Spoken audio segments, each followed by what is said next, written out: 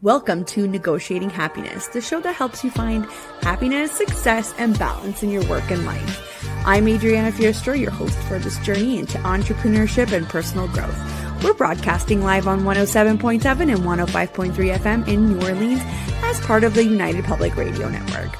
We explore the latest strategies, insights, and stories from successful entrepreneurs and experts. From managing stress to building a thriving business, we've got you covered.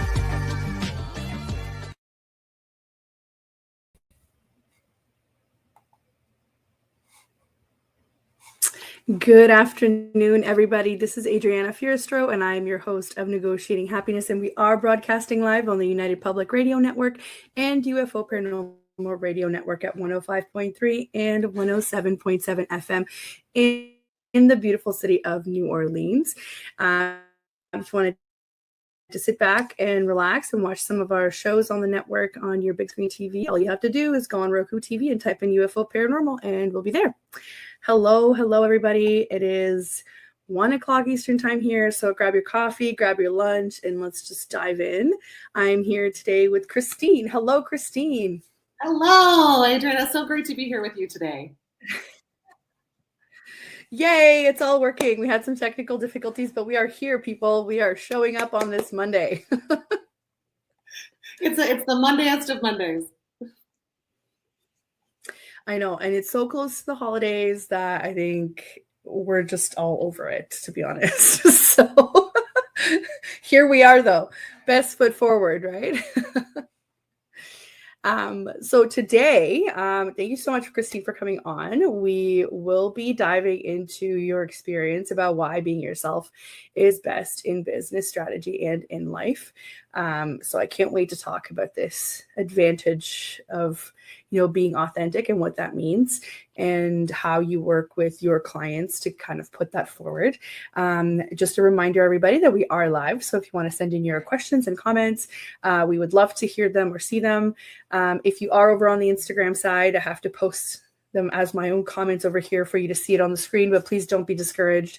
Even if you're on Instagram, we will be watching out. And if you have any questions for Christine, please let us know. So who is Christine? I'm just going to do a little quick intro here. So Christine is a speaker and life coach who's passionate about guiding women to living more fulfilling and joyful lives. Christine leads her clients through their personal growth journey to support them as they learn how to deepen their connection to self, build confidence and self-trust, and release what no longer serves them so they can clear the path to make empowering decisions for themselves and live more authentically in a life they enjoy. Christine juggles various projects, one of which is running Bloom social events with her colleagues, which is one of my favorites. This is how I met Christine. So stay tuned. I will be asking Christine of what's coming up on the calendar in the new year. So again, thanks so much for coming on. I would love to just start out a little bit. We usually do, we kind of dive into what does your entrepreneurship journey look like, Christine? How did all of this start?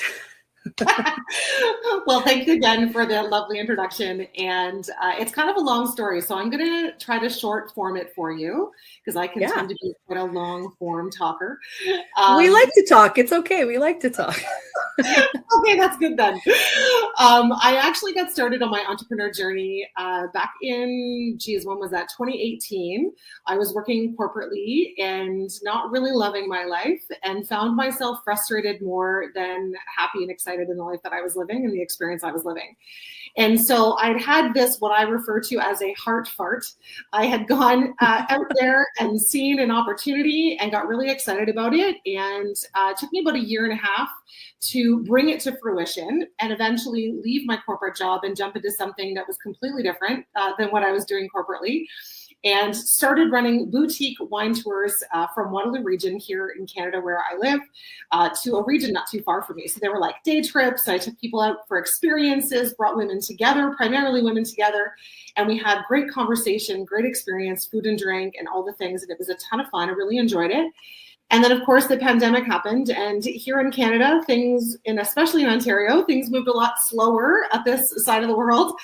And so, unfortunately, and fortunately, it had really great impacts on my business. So I went from growing the business about 300% by year 2, and then facing real challenges because I couldn't do much of my business in the world.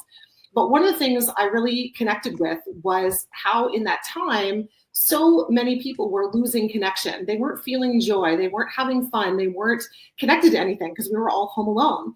And so I started creating virtual experiences and just bringing people together. And I think that it's kind of where my heart lit up even more, because as much as I didn't love being virtual, I was still able to connect with people in a way that enlivened them, right? That took us out of this really not so fun time and moved into something that was more fun.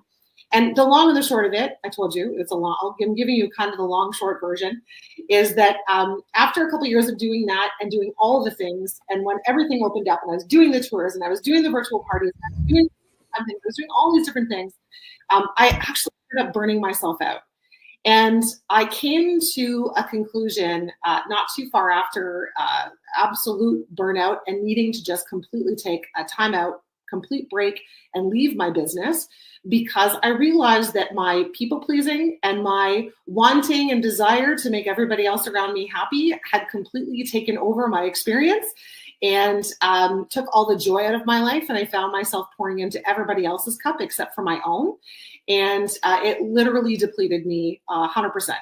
And so that's where the journey started. And what is really interesting is that at first I felt really defeated in that, but then quickly realized that as I was recovering from burnout and as I was recovering from being in a place where I was constantly, actually referred to it as energy pleasing, as I was doing all of those things all the time, I realized that I wasn't the only one. And as I started to talk to women, I realized that so many of us are in this place where we give so much of ourselves to everybody else, but we don't ever really pour back into our own cup. We feel selfish. We feel like there's, it's not appropriate. We feel guilt when we take care of us.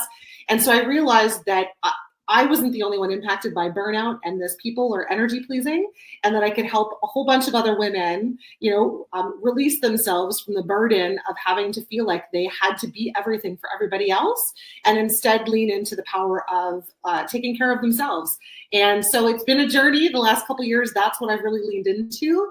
And so I primarily support women as they are on their journey, whether they're entrepreneurs or career women, or they're just looking to improve the experience of their personal life. I help them to uncover, the power within them and the desire to do more for them, because that's where our joy comes from, is not just pleasing everybody else and standing in like everybody else, wants us to or needs us to, but standing in a way that also, lifts us up, also fills our cup. And it's a win-win is essentially what I help women to do. Right. And thank you so much for sharing that story. And I just wanted to point out that it can't be easy deciding to give up on something that you started out of pure joy or that you've poured so much of yourself into. And it's never an easy task to even be done with it completely. I find that as women, we decide to take it on, and then say, oh, this is too much. Maybe I'll just take a break.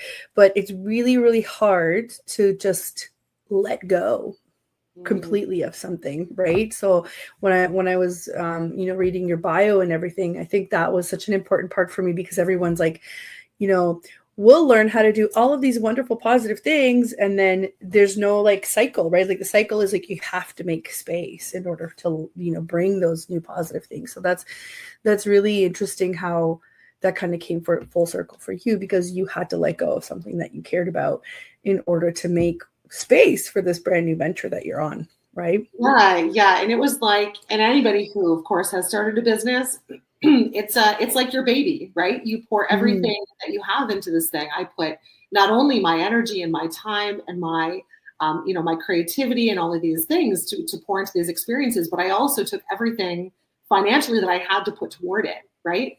So coming to terms not only with letting my baby go, and recognizing that a big part of what I struggled with at that time was thinking that I was a failure because the business wasn't going to continue, that I was somehow a failure. And what were people going to think of me?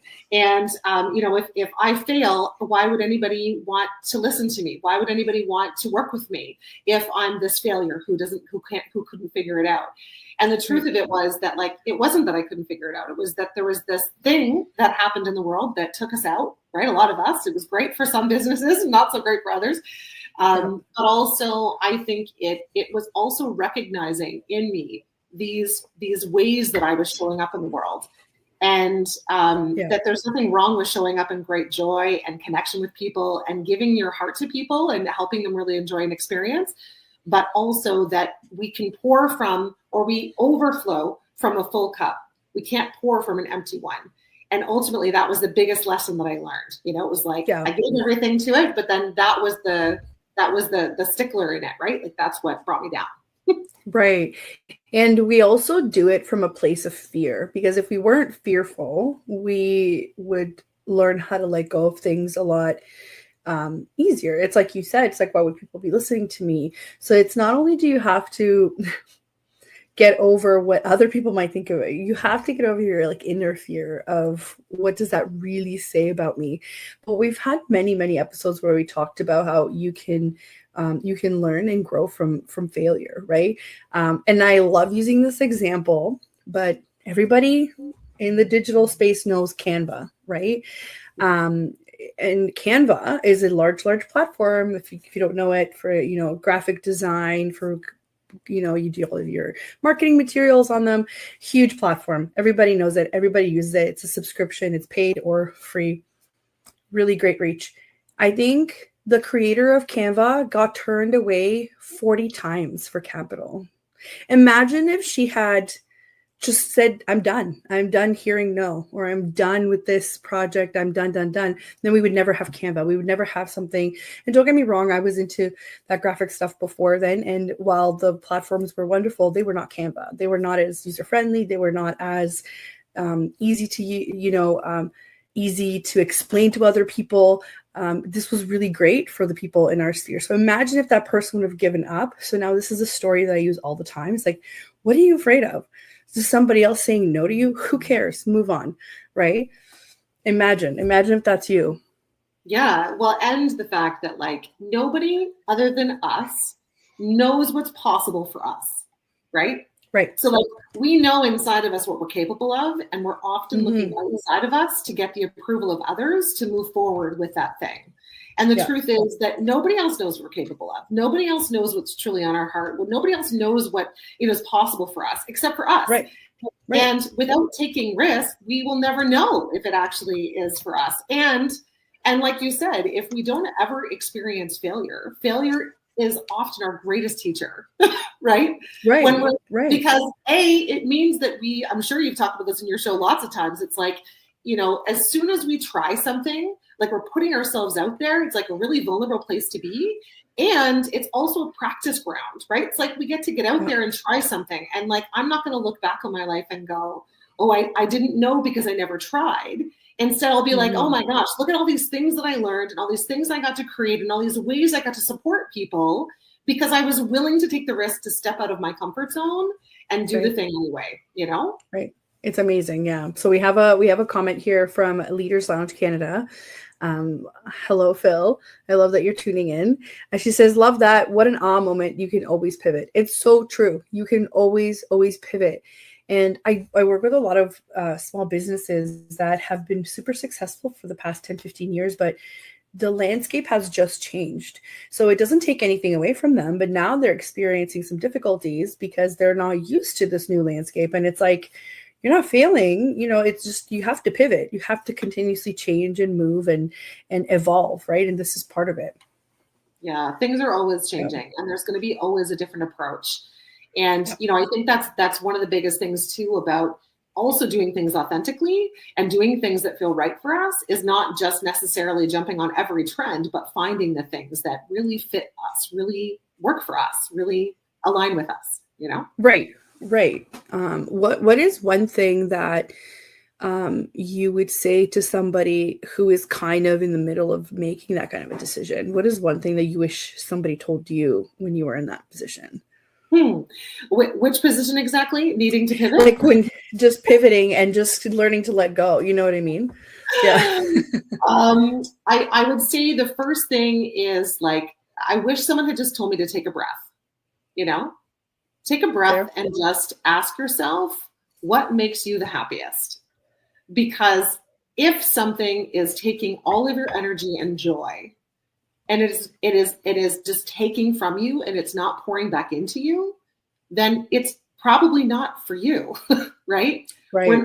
We're not here to be in pain all the time. We're not here to be suffering all the time and just, struggling through all the things constantly just to get to the end goal. The end goal can change. The whole landscape can change. We can completely change our mind on what we're doing. We just have to ask ourselves, what feels best for me? Outside of what everybody else out there says or what they want, what is best for me? And how can I best move forward that's going to feel aligned, that's going to feel good? And I can have both. I can put my heart into something and work hard towards something and be of help or assistance and service to something. And how can I also take care of me? Because it's the duality, right? Right. No, that's really, really great advice. It's unfortunate though that sometimes when we're in those situations, our brain is probably going at, a million miles an hour. And like you said, nobody tells you to just take a breath. You're just thinking, what's the next move? What's the next move? Yeah. And I think too, we do get tunnel vision because we literally can only see this way, right? This is why,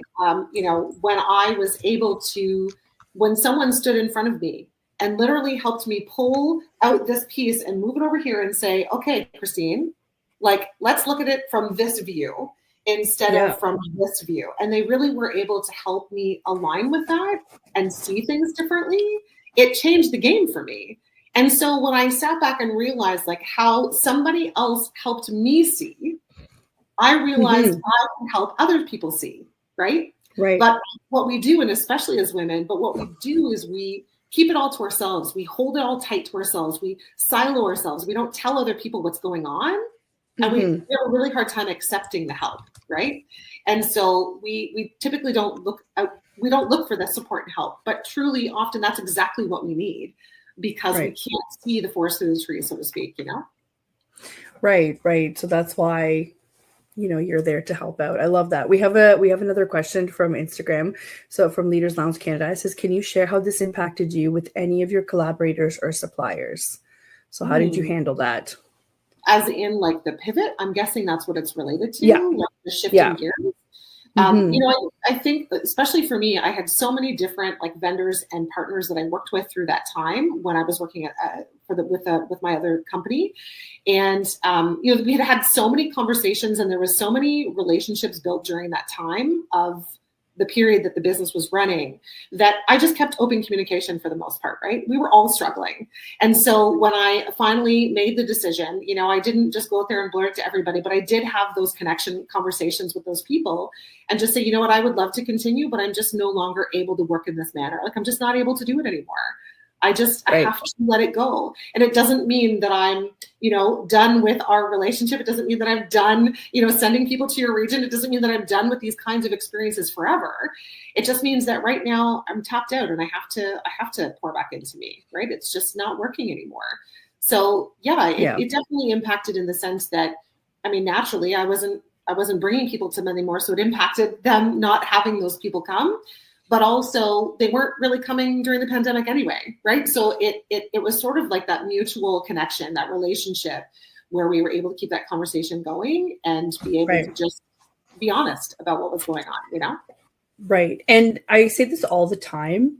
I feel like the people that work with you that want you to see you succeed, or that you generally have a good relationship with. They don't want to see you burned out. They don't want to see you stressed out, because it doesn't really help them in any way either, right? So if you are working with people that are saying nonsense, you have to do this, that's just like a giant wake-up call to say, hey, there are some people that you need to let go of in your life as well that are not going to be serving you long-term anyway. But the people that you do make those relationships with, I find that they want to see you succeed. So they're like, great, keep me in the loop. Well, I want to see what you do next, right? And typically, if you are one of those service providers, like you said, that you want to nurture these relationships, you typically have other contacts, or you typically have some other sort of, hey, I can't do this, but I can connect you with so many other great people, right? But I think what the most important part that you said was, you just have to be open. You just have to keep the lines of communication open, right? Yeah, absolutely. And like, it's not easy for anybody. And I think too, like on that point of collaboration, sometimes when we align with people that the relationship isn't coming, or we can't, it's not a win-win. Like it's okay to acknowledge that and say, you know what, this relationship isn't working anymore. We're not both getting what we need, because it has to be a win-win-win, right? I have to win, you as a supplier have to win, and my client has to win. So if we're not all winning in the situation, then it's not a good business relationship. It's not a good personal relationship. Like relationships in general, it's sometimes we do have to leave things behind, or people behind, because we just can't move forward with, that sort of obligation or sort of weight on us, Yeah, and it's more of I find like this is a subject that has to do with sustainability rather than, short-term results. Like a lot of people, when they first start out, they're very focused on short-term results rather than kind of looking ahead. And I understand why, because that's the time where you just want to hustle. So you'll say yes to anything, you'll do the things that later on you will regret, but it does bring you up to the point where you can like, hold on, I can actually start being selective about what I bring into my own life, right? But if you are looking for things long term and you're realizing it's not sustainable, at some point it would have had an expiration date, and you just need to start being okay with that, right? 100%.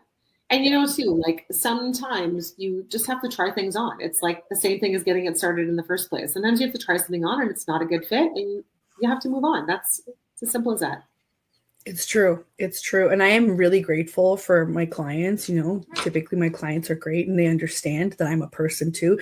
And then when it's my turn, I then understand that they're a person too, right? So it just kind of goes around. Like you said, it has to be mutually beneficial, or else long term, it doesn't really make sense, right? Yeah. And I think, sorry, I didn't mean to cut you off. No, go ahead. I was just going to say that too. Like, I think often, especially when we're new in business, we do want to take on and say yes to everything because we're hungry, right? We want our business to succeed. And oftentimes what we learn along the way, or hopefully we learn along the way, is that, just by accepting any kind of business does not mean good business, right? So we can attract a certain kind of clientele. And if they go and tell all the people that are like them, and that's not who you really want to be attracting, now all of a sudden you're attracting all the kinds of people that really aren't the kind of people you want to work with. So, I think that it's like building a business is a lot like building a family, right? You're surrounding yourself with people that are going to be supportive. You're all winning together. You can communicate. You can, support each other. And sometimes, it's just not a match.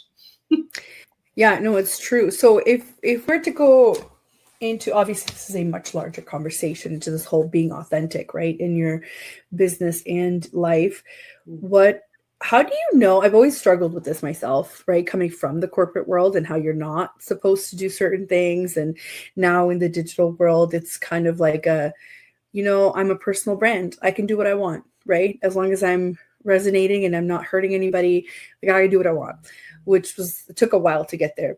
But how do you know when sharing something about yourself is too much? Like how much authenticity is too much authenticity, if that's possible? This is a great question. First, I think that it's possible that some people misunderstand what it means to show up authentically. It doesn't mean just spilling out everything and all the things all the time. That is not really authentic, right? It's I would say that it's mostly what a rule that I live by with some colored lines, some jagged lines I can color in and outside of, is that if I am sharing something, because usually for me, authenticity equals vulnerability. It means that I'm showing up as I am. It means that I'm showing up and I'm sharing experiences that have happened in my life. And so as a personal coach, as somebody who helps people, right, live in more of aligned spaces in their lives, I'm not just asking them to do the work and share from their vulnerability. I'm also going to share from mine. Because the more that I share as I am a human and the things that I have experienced, then they're going to feel more comfortable to share with me too. It's a two-way street, right? It's part of that relationship building. But I would say like that rule that I sort of live by is if I'm still in pain from the thing or the experience, I'm not sharing from a place of pain. Instead, I'm sharing from a place of the lesson.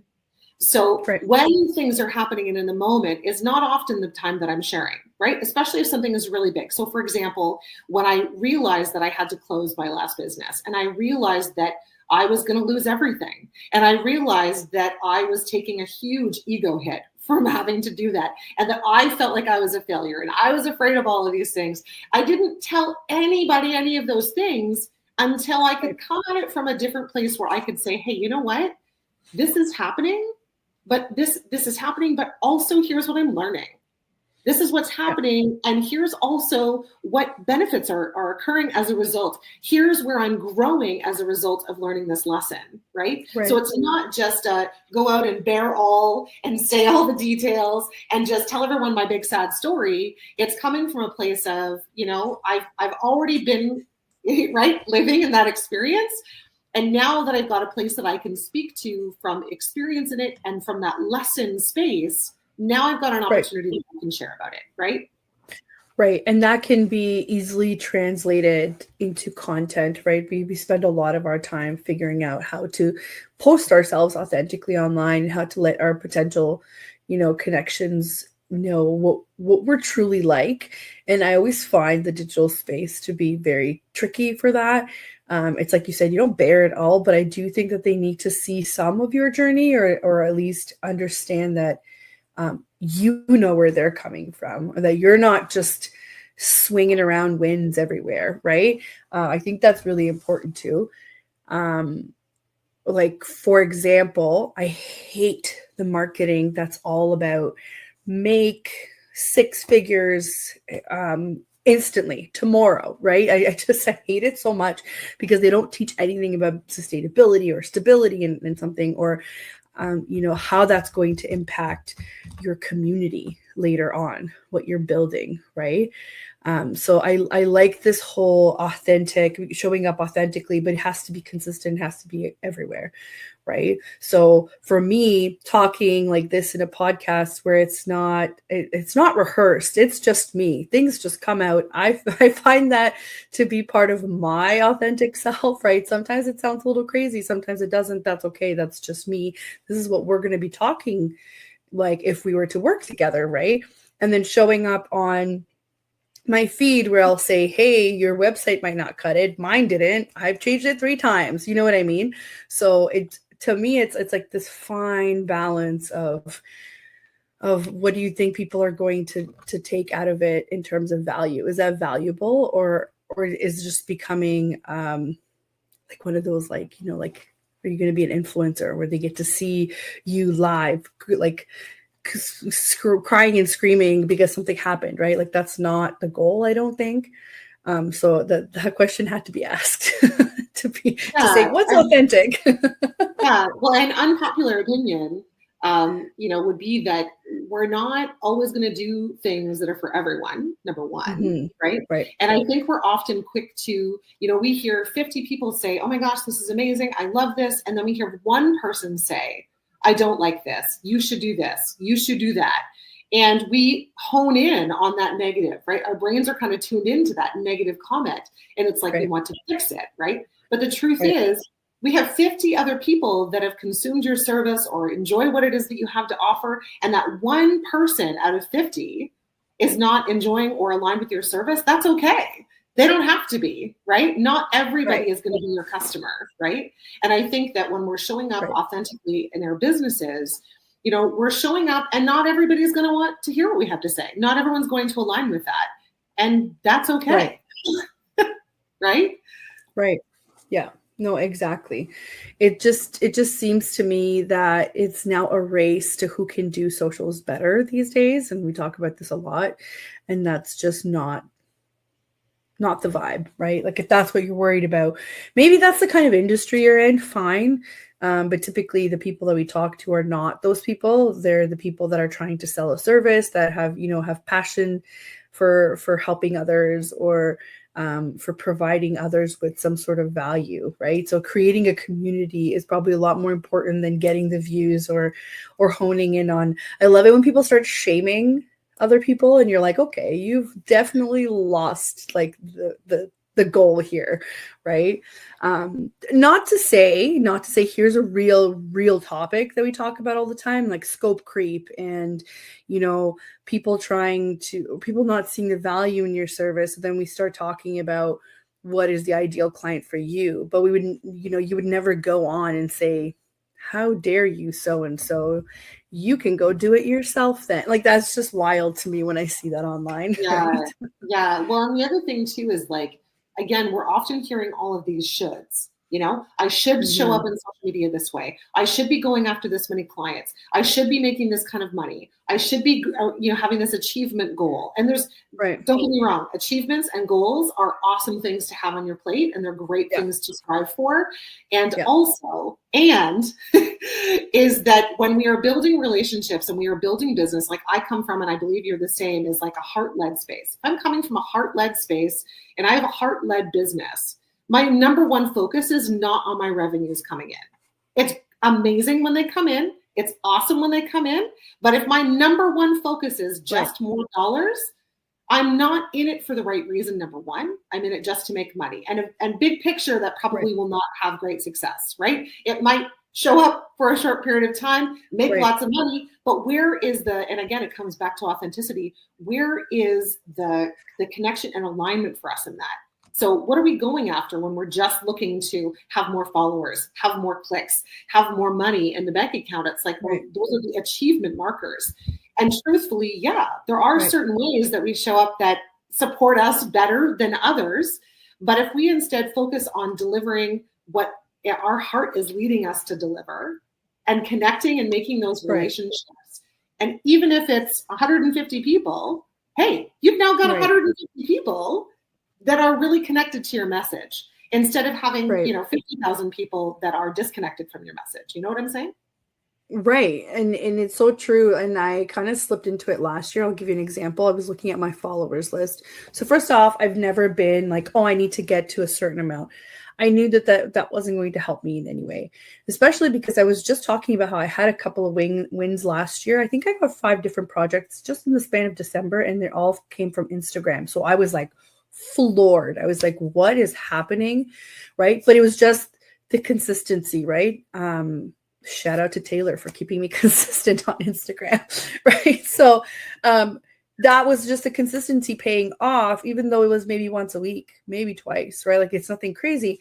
So I said this year, I was like, I want to get to 1,000 followers, not thinking that how is that going to really help me, right? Here I am in December 16th, and I'm still not 900, right? So what are the odds? Probably very slim. But then I started thinking about it. I'm like, but how is that going to help me? How is that going to just so I could like tick a box? So I think even when we do make these goals, we just need to kind of keep grounded to say, what is the long-term, effect of this? How is that really going to help me? Am I going to go into January with a significant loss that I'm not at 1,000 followers? Absolutely not. I am not. My life will continue the same. I will continue servicing my clients the same, and Taylor's going to keep me consistent on Instagram still. So, you know what I mean? So what's that really solving for you? Yeah, it's funny because I remember someone once saying, I forget where this came from, but it certainly is not mine. Someone saying, no matter how many people show up, whether it's on your Instagram, whether it's in your stories, whether you're live in person somewhere, you're speaking at an engagement, if there is one person in the audience You still speak to that one person like you would speak to 100, like you would speak to a 200 or 1,000 or 150,000, right? Yeah. So you're showing up no matter what, no matter how many people are there. Because is it great to have more people? Sure. But we have to ask ourselves, like, why am I going for that goal? Like you said, how is that serving me? Okay. Instead, would I like to attract 2 more clients in my business to do one-to-one coaching? Amazing. Yes. So now maybe I can align myself with that goal instead of I just want to have, 500 more followers. Instead, actually, I want to make more connections. And I know, like, based on math, if I reach out and have 40 connections with people and I'm having these little side conversations with people, that out of those 40 conversations, 1 or 2 of them are likely to convert to a client. Right. And that's the energy that we can put in. It's like, what do we want the outcome to be? And what kind of energy are we aligning with to get that, right? It's like, you hear when people say, oh, you have to post 5 or 7 times a week on Instagram or 3 times a day. Like, no, you don't. No, you don't. Right? Like, not only is it exhausting, but who can actually do that and manage a business, especially when you're a micro business, right? If you're not at the stage where you have a whole team and you have all these people doing these things and you're the one wearing all the hats, that's not realistic, right? So it's like, is it realistic? Does it feel good? Right? Can I find a way to do it that feels good for me and get my message across? And then how can I convert those conversations?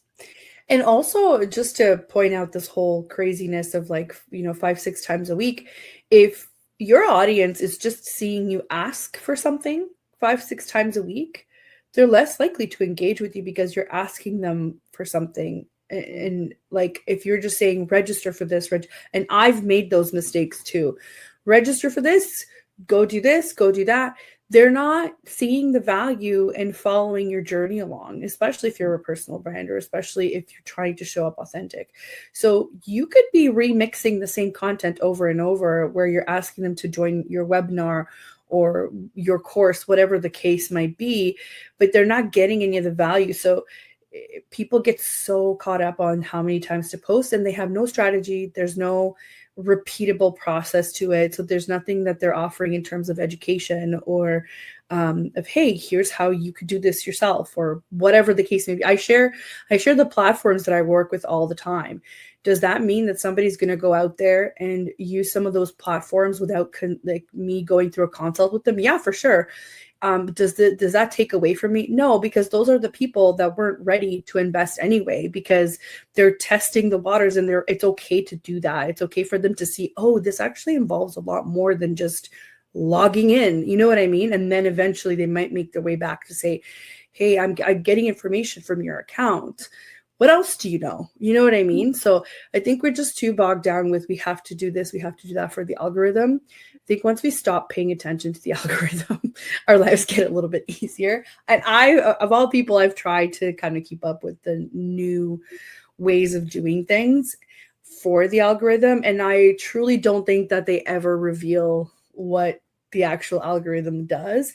I think it's just a case of like, have good practices when you post and post really good value. And I think you'll get some sort of result from it. And also posting more is not going to get you featured as much now anyway. So according to Instagram, they're putting a lot more value on how many people interact with your posts rather than how many times you're posting, how many times because what it means is to them, it's plain and simple. It's money for them. It's how long you're keeping a user on their app. If you're helping keeping them on longer, then it's more beneficial for them. So the more value you can put in your posts where you can interact with your community, that's how you're going to get results, right? So we're slowly, I think, shifting the right way, but some people are still very focused on getting the attention, getting the followers, getting the whatever. And I say this all the time. It's like, this is not the way, guys. This is not the way. Yeah. It's also the messages that we receive, right? It's like all about how many people like me, how many people are following me. And it relates to how we are accepted. Who are we as a human? You like me? Right. Yeah, you like me. Oh no, you stopped following me. Why don't you like me anymore? And now I'm going to go and shift what I'm doing because one person doesn't like me anymore. We're here as unique individuals. We all have something really different to offer. And even if there are 10,000 people that are doing something. I mean, I'm in a business that so many people are in this business, right? And there's, I have a lot of the same approaches as so many coaches out there. Yeah. But the truth is that at the end of the day, someone is going to be really drawn to how I work with them, how I approach situations, how I make them feel comfortable and safe in those conversations, the kind of results that they're getting by going out and taking those actions, right? So it's like, there are so many of it. Just go and do you. And when you show up as you, then the more people are going to be drawn and attracted to you. And that's what they're buying. Do you know what I'm saying? Yes. All the time. I say this all the time. They're buying a service from you. They're not buying from your website. They're buying it from you. I'm just going to do a quick little intro here before we move on. So for those of you that are just tuning in, you are listening to Negotiating Happiness, and I am your host, Adriana Fierstro, and we are live on the United Public Radio Network and UFO Paranormal Radio Network on 105.3 and 107.7 FM in New Orleans. We are here with Christine from It's Me, Christine D, and we are talking about the advantage of being authentic in life and business. So if you're just tuning in and you want to start from the beginning, everything's going to be in our archives on Facebook, YouTube, SoundCloud, iTunes, whatever platform you want. Just go ahead and look for the United Public Radio Network or my personal channels, and you'll find it there. So we sort of kind of touched a little bit on there, right? About how there are a lot of people in my industry too that do what I do. There are a lot of people in your industry that do what you do. And somehow we're not shy when it comes to collaboration or sharing the space, which I love, because I know that there are some people that are not quite into that, and that's okay. That's the way that they do their business. But so the way I met you was through Bloom Socials, right? Do you want to tell us a little bit about that?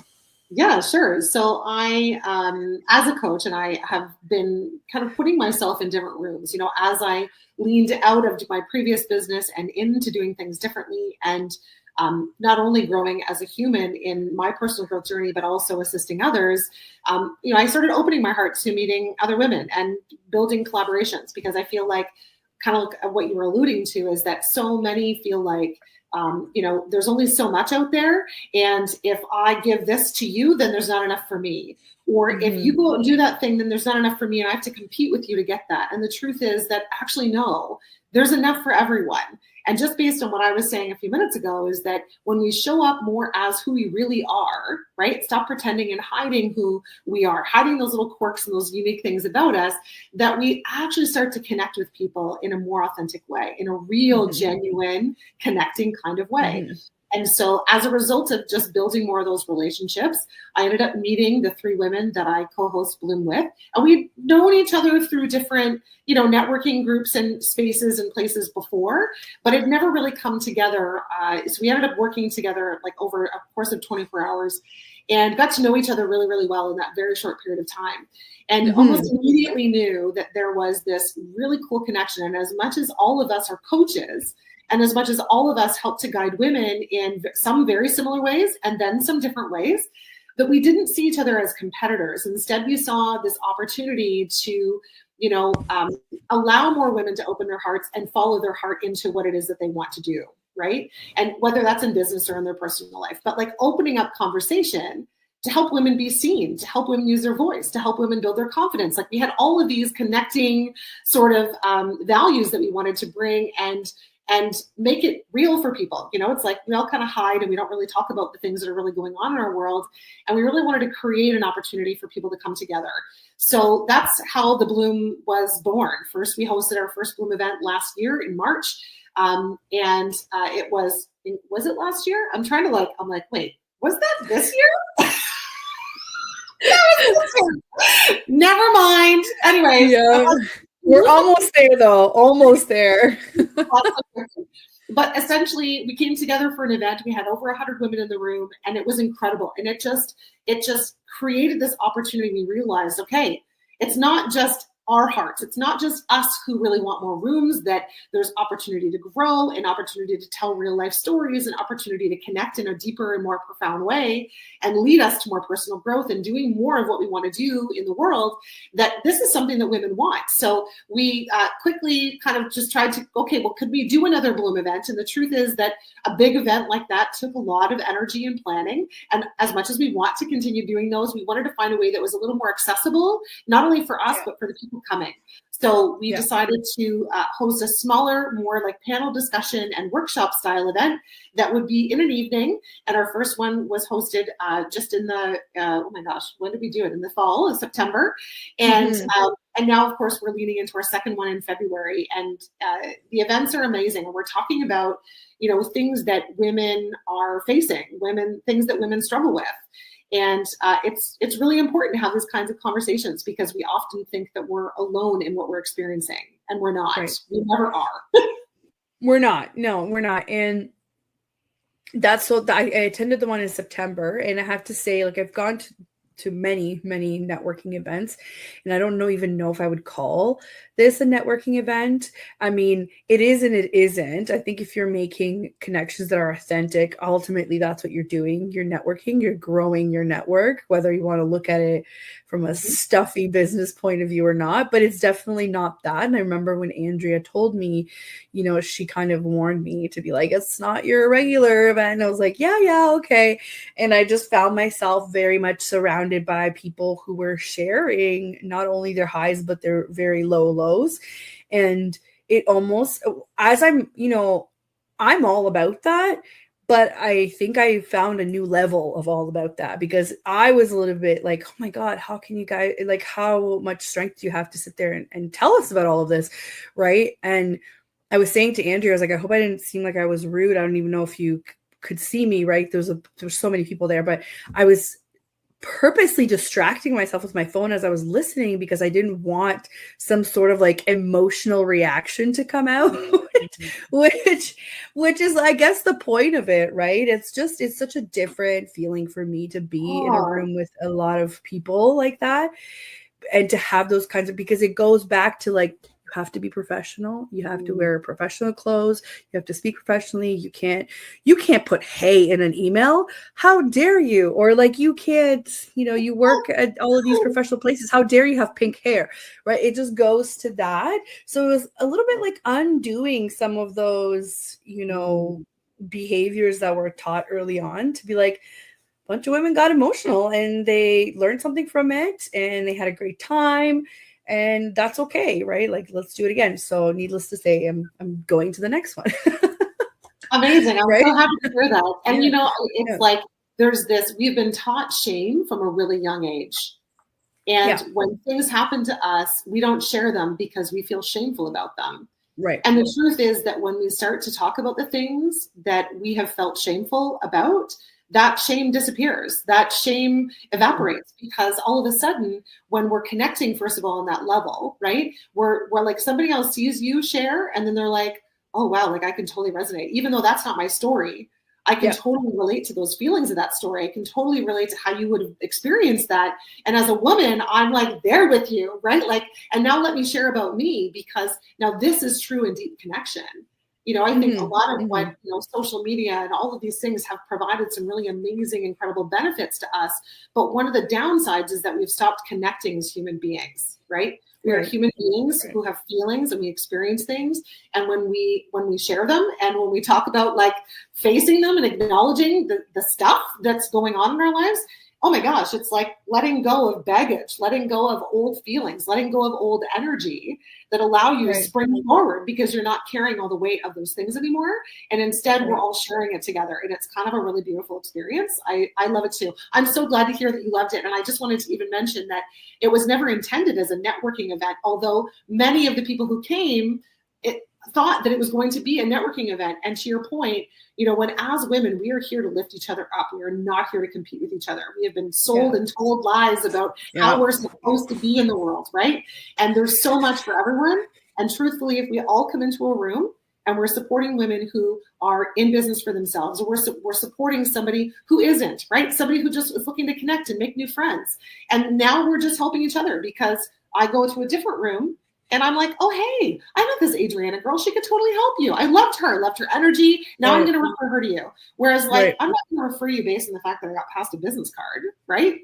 And so it all comes down to those relationships again. I think at the core of everything that we do, we are tapping back into building better relationships and connections with people, and people first before business, right? Like, no, it's 100% right. And I'm a really big proponent now of in-person events, because you have to realize in life, you can't just turn your camera off. You can't turn the look that you have on your face off. You can't just, not make the meeting when or you have to go quickly and turn off your camera. It just doesn't work that way. And it puts you in these situations where it puts you out of your comfort zone. Like I was out of my comfort zone in a good way, right? Like I experienced something new. I actually knew one or two people there, which was kind of great. I was like, oh, hey, how's it going? Right? Like we were in the same room. It's also an indication. It's like, oh yeah, we're in the same kind of crowds. Like, this is good. This is a good indicator, right? And I just love the fact that there was something local that I could do, right? Because I am in the KW area and I typically end up going to all these events like Toronto way, right? Mm-hmm. So the fact that I was here, and I forgot to mention, guys, Christine is also in Ontario, Canada, but she works with a lot of different people. So you don't have to be in Ontario, Canada, right? So yeah, well, I mean, this is the beauty of it. Like one-to-one coaching can happen just about wherever you are. Yeah. But I'm with you on the building more and creating more opportunities to connect in person. And I just want to acknowledge too what you said about, how you distracted yourself with your phone so that you didn't have to like show the emotion. And like that is something that we have been again taught and sold. Right? You're going to see my weakness if I show up in tears. It means something bad about me if I'm expressing emotion. And the truth of it is, no, actually, it's a release. It's your body's natural way of reducing stress is to release them through tears. And so what a beautiful observation for yourself and for anybody who's listening to know that like there is no shame in the tears. We have been taught that there is, but there actually isn't. Right? So I'm just kind of shifting that perspective a little. So one, I think this year's been the year of self-awareness is what I'd like to call it. And two, this is again goes to that point of, women do business differently than men. And we just need to continue to remind ourselves of this, right? So if I was somehow in that room, in the next room that I'm in, I might not necessarily be able to act the same way, which is unfortunate, but it's just the reality of it. So it's the more you expose yourself to these kinds of things, the more you get to know people, the easier it'll come to you. Because I hate like anything salesy, take me out. I don't want to sell you on it. I want you to know, like, come to me. If you have a problem, come to me. I will give you all of the consults for free. It's something I'm working on, but I will give you everything I have. But we'll talk about it, and I get really passionate about it. And I think people can see that. I think that's enough sales for me. I don't need to convince you to, purchase something from me. But what I can tell you is like, hey, you've got this really good business. Here's how you could make it better. Have a thought. Talk to me in 6 months. Like it's very like natural, right? Like that's what I want. Yeah, that's what I want from any of these connections. Yeah. And when we're in spaces where we're in, rooms with other people who have similar values, they're going for similar things, they're aligning themselves to similar, themes or topics, and the way that they're showing up in the world and trying to show up in that whole heart, then those are the other heart-led people who are going to lead you to more heart-led people, right? Yeah. So it's like you keep putting yourself in a room with a bunch of people who just want to pass around their business card. Well, that's not going to get you very far, right? If that's not your style. If that's how you do business, good luck to you. That's just not the way that I roll. But I want to be in rooms where I know that you're first worried and considerate of like who I am as a human. And you're not just here to try to have someone write the next check, So not that anyone writes checks anymore. I don't even know why I said check, but No, but yeah, I know what you're saying. It's like, I will pick up the phone and I will talk to you before it's not all about but the invoice or, I have to, that's what I'm saying. I think I've given all of my consults have been free this year. So whatever you took out of it, great, amazing. I get good feedback on it.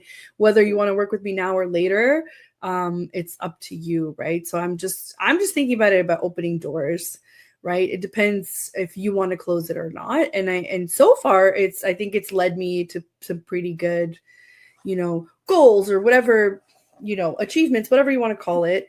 But it is true. It depends on who else is in the room with you, right?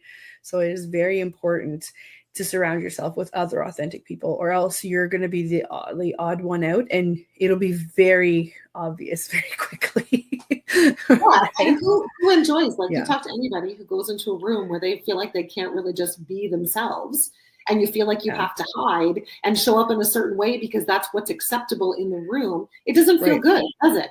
Like, now imagine going and doing business with all those people, or like trying to make friends with all those people when like your nervous system's all out of whack because you feel like you have to respond in a certain way, right? So like instead, when you're going into those rooms and building more, deeper and actual connected relationships, they're going to go a lot further, for sure. Yeah. So we're almost at the time here, because obviously I knew we were going to have a great conversation. We could probably continue this forever. But I have one last question. It's usually the last question.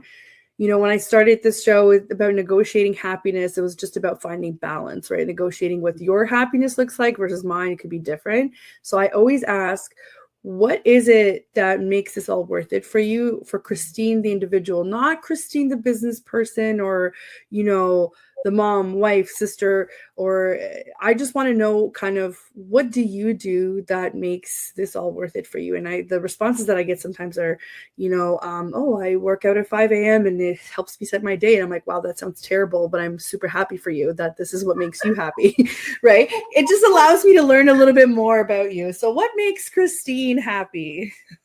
It's interesting. Hopefully my answer is not too long. I have a great passion for helping women see themselves and understanding that they have more power in them than they believe they do. Right. And helping to undo some of those limiting messages that they have received through their life or have created themselves in their life. And by helping another woman realize her power makes me, it's almost, to me, it's like almost the selfish and most exhilarating thing on the planet. Because when you help another human being and you can see that their life has improved as a result, like, that lights me up. And I do it for strangers on the street. I do it for people that I work with as clients. I do it all the time because it feels good for me too. I see them, it feels good for them, and it feels good for me. So honestly, I mean, maybe that's not the answer you were after, but like that's it. Like, I do what I do because it feels good to help people. And I think that most of you are put here as helpers. We're put here to serve. So what's your balance? Like, what do you do to kind of help reset yourself for the next, little while? Like I unplug a lot.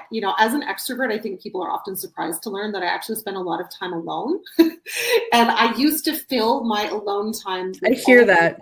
Right? I used to fill the time with like all the noise and all the things and all the events, and like, I got to do all these things. And then when I created space for myself to just kind of be quiet, to meditate, to go for walks, to like enjoy myself in ways that don't necessarily need other people, it allows me that space to like unravel and unwind from all the energy in the world, because there's a lot going on out there, right?